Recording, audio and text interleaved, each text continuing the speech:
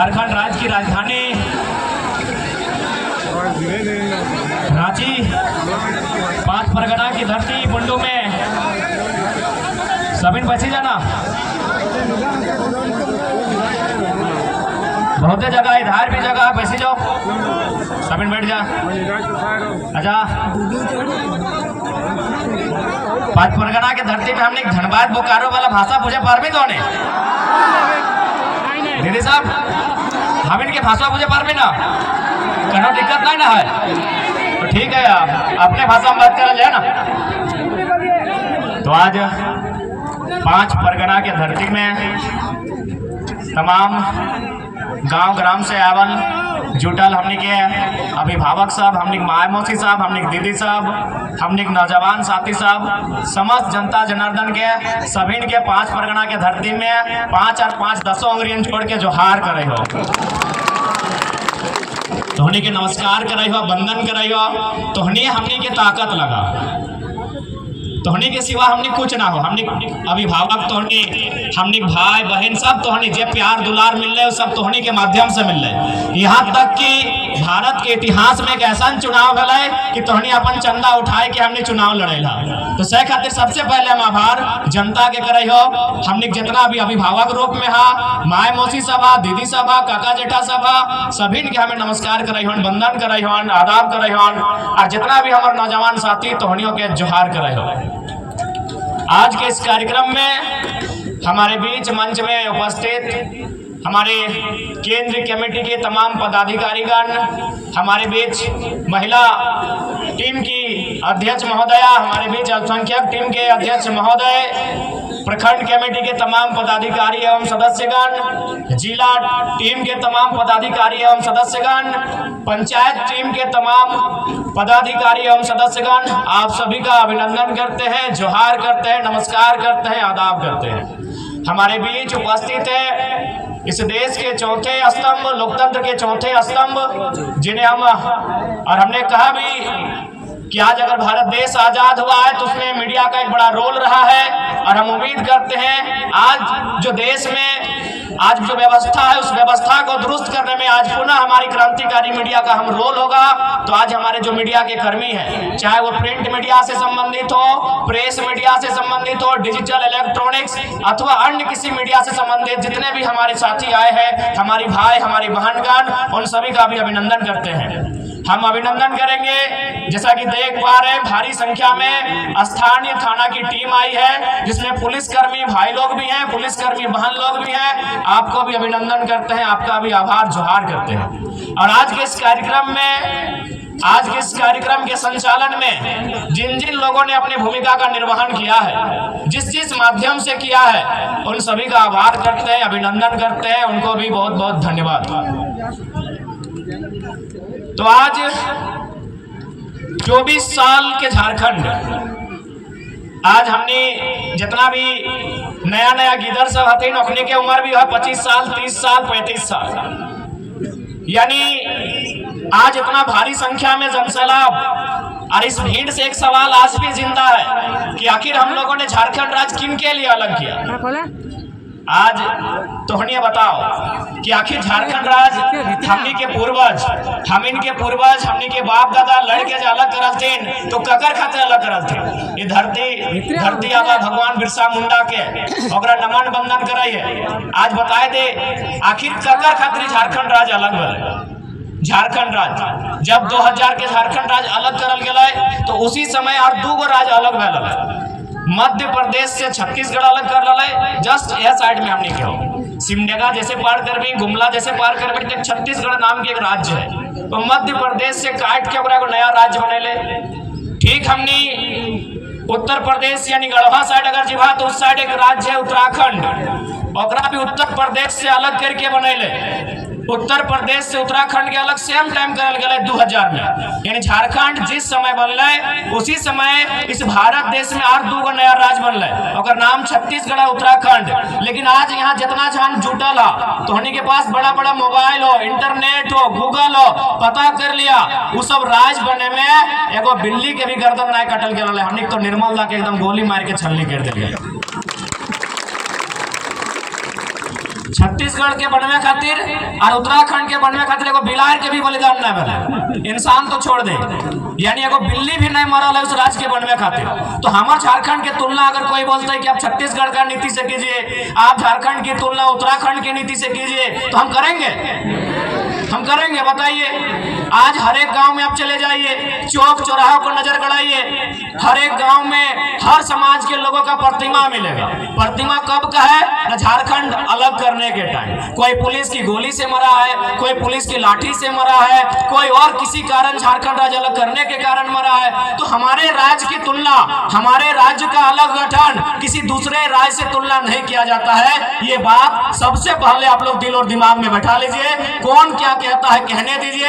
यही भारत देश, जो लोग आज कानून की बात करते हैं कि नहीं भारत देश में कोई कहीं जाके रह सकता है, बस सकता है, क्योंकि झारखंड के लोग, उनको लगता है कि झारखंड के लोग कम पढ़ा लिखा है, तो अखनी की करतो बड़ा बड़ा अपन गर्दनमा डोका फाड़ के बोल जब तो कि इंडिया एक संवैधानिक देश है, यहाँ कोई कहीं भी जा सकता है, रह सकता है, बस सकता है, जमीन खरीद सकता है। तो अखनी से इतने पूछिए कि भारत के इसी संविधान में 371 ए से लेके जे तक के कानून है, जकर में नागालैंड से लेके मणिपुर से लेके मिजोरम और तेलंगाना तक के कानून है। नागालैंड के कानून में साफ साफ लिखा है कि वहां कोई गैर राज्य के आदमी 1 इंच जमीन नहीं खरीद सकल है। तो केवल ये नियम झारखंड खातिर थोड़ी है, यही भारत देश का कानून है। सबसे पहला बात, जो लोग संविधान की बात करते हैं वो कभी संविधान को पूरा पढ़े ही नहीं, क्योंकि हमारे देश का संविधान दो तरफ से बात करता है, सिंगल बात कभी नहीं करता है। फॉर एग्जाम्पल, आप अगर बाकी संविधान को पढ़ें जिसमें राज्य के बारे में दिया है, राज्य की विधानसभाओं के बारे में दिया है, तो उसमें लिखा है कि कम से कम 60 विधानसभा होना चाहिए। उसमें स्पष्ट लिखा है कि कम से कम 60 विधानसभा होना चाहिए। लेकिन अरुणाचल प्रदेश के लिए, सिक्किम के लिए क्या लिखा है कि वो लोग 30 विधानसभा में भी काम चला सकता है। तो भैया एक मेरे देश का संविधान है, इसी देश के संविधान में झारखंड को कहता है कि आपके पास 60 विधायक होने चाहिए, तभी आप राज्य में सरकार का आधार बनेंगे। और इसी देश का कानून सिक्किम को कहता है, अरुणाचल प्रदेश को कहता है, और 2 राज्यों को कहता है कि आपके पास अगर 30 विधायक भी हैं लड़ने के लिए तो आप चला सकते हैं राज्य को। तो आज वास्तव में झारखंड के लोगों को भ्रम फैलाकर इसीलिए रखा गया कि हमारे लोग कहीं नहीं है। आज ब्यूरोक्रेट्स की बात कीजिए, आज जुडिशियरी की बात कीजिए, आज आप किसी भी सेक्टर में चले जाए, हमारे लोग नहीं हैं। इसीलिए एक तरह तरह के मन में इनको सेट कर दिया जाता है कि नहीं ये कानून नहीं बन सकता है, ये कानून का मांग करना ही आपका गलत है। आपका 1932 जो खतियान की बात करते हैं ये अंग्रेजों के टाइम का कानून है। उनको बताइएगा कि अगर 1932 अंग्रेजों के टाइम का कानून है तो इसी देश में सन 1990 में भारतीय संविधान में 66वां संशोधन करते हुए सीएनटी कानून जो 1908 का कानून है उसके 3 अध्याय को क्यों शामिल किया गया? इसी देश में, इसी संविधान में, अभी आजाद भारत में, अंग्रेजों के टाइम नहीं, 1990 में 66वां संशोधन, कानून का नाम है सीएनटी कानून। कब का कानून है? 1908 का कानून है। तो भैया अगर 1908 का कानून आजाद होने के बाद लीगल हो सकता है, वो संवैधानिक हो सकता है, तो 1932 का कानून संवैधानिक क्यों नहीं हो सकता है? हाँ, अगर 1932 के कानून से किसी लोगों के हक अधिकार को रोक दिया जाता, किसी के हक अधिकार से वंचित कर दिया जाता, तब आप उसको असंवैधानिक कहते हैं। हमने तो बार बार यही कहा कि 1932 से लेके 1964 से लेके जिलों के अंतिम सर्वे सेटलमेंट से लेके यहाँ की भाषा, संस्कृति, परंपरा को ऐड करते हुए इस राज्य के लिए एक मजबूत स्थानीय नीति बनाई जाए, जो इस राज्य के लोगों को आगे आने का अवसर मिले, उनकी नौकरियों को, उनके रोजगार को, उनकी भाषा, संस्कृति को कोई छीन नहीं पाए। असंवैधानिक तब होता जैसे धनबाद बोकारो का खतियान 1932 का, यदि तमाड़ का खतियान 1964 का हो जाता और केवल कानून में 1932 ही शामिल किया जाता, तो हम कहते कि भाई असंवैधानिक है, इससे धनबाद को तो लाभ मिलेगा लेकिन तमाड़ वालों का 64 है। हम तो कह रहे हैं कॉलम बनाइए। अरे भाई, जब भारत के संविधान को पढ़िए ना, कोई भी धारा क्या सिंगल है?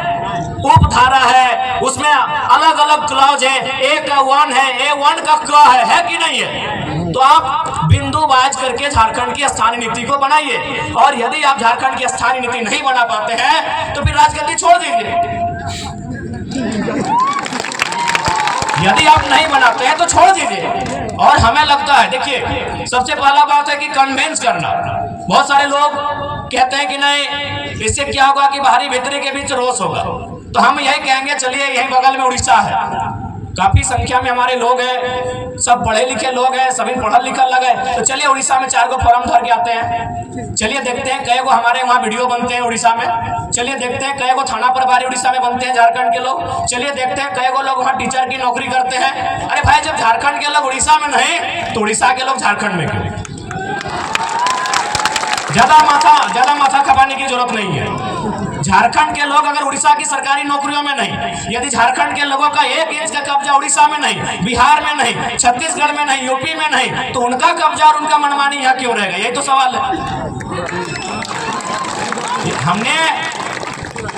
आप ही बताइए, हमने तो बार बार कहा कि उड़ीसा हमारा बड़ा भाई है, पश्चिम बंगाल हमारा बड़ा भाई है, बिहार भी हमारा बड़ा भाई है। हम संयुक्त रूप से उड़ीसा, बिहार और बंगाल को सैर किए हैं। आज बंगाल के पास 88,000 वर्ग किलोमीटर के आसपास जमीन है। आज अगर बिहार की बात करें तो 94,000 वर्ग किलोमीटर के आसपास है। अगर उड़ीसा की बात करें तो 1,55,000 वर्ग किलोमीटर है। हमारे पास 79,000 जो सबसे कम होता है, हमारे पास 79,000 वर्ग किलोमीटर का जमीन है। तो उसमें आप नजर काहे गड़ा के बैठे हैं?